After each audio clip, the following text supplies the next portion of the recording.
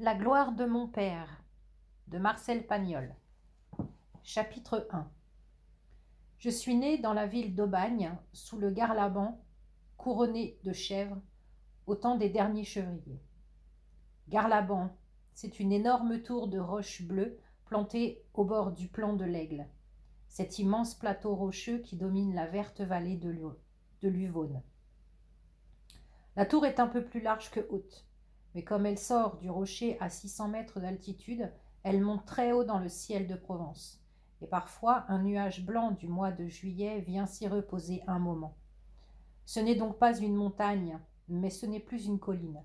C'est Garlaban, où les guetteurs de Marius, quand ils virent, au fond de la nuit, briller un feu sur Sainte-Victoire, allumèrent un bûcher de broussailles.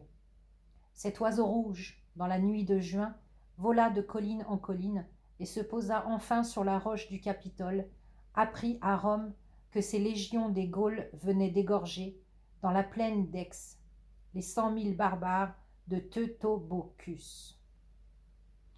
Mon père était le 5e enfant d'un tailleur de pierre de Valréas, près d'Orange. La famille y était établie depuis plusieurs siècles. D'où venait-il ? Sans doute d'Espagne, car j'ai retrouvé dans les archives de la mairie des L'Espagnol, puis des Spagnols. De plus, ils étaient armuriers de père en fils, et dans les eaux fumantes de l'Ouvèze, ils trempaient des lames d'épée.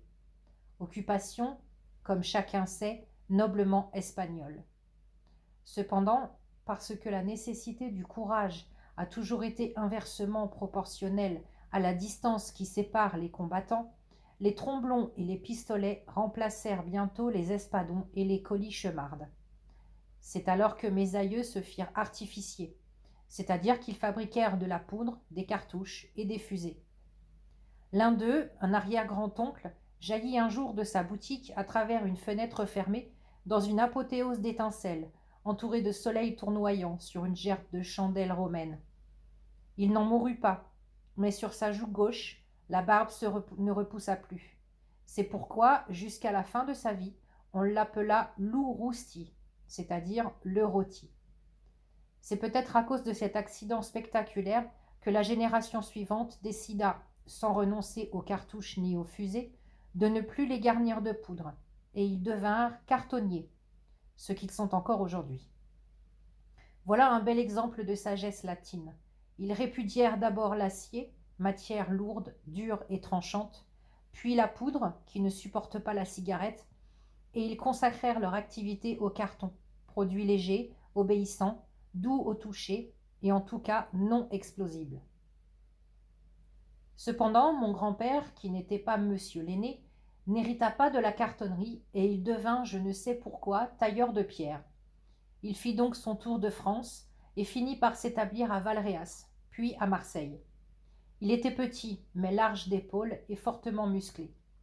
Lorsque je l'ai connu, il portait de longues boucles blanches qui descendaient jusqu'à son col, et une belle barbe frisée.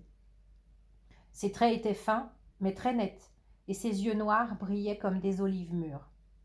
Son autorité sur ses enfants avait été redoutable, ses décisions sans appel. Mais ses petits-enfants tressaient sa barbe, ou lui enfonçaient dans les oreilles des haricots.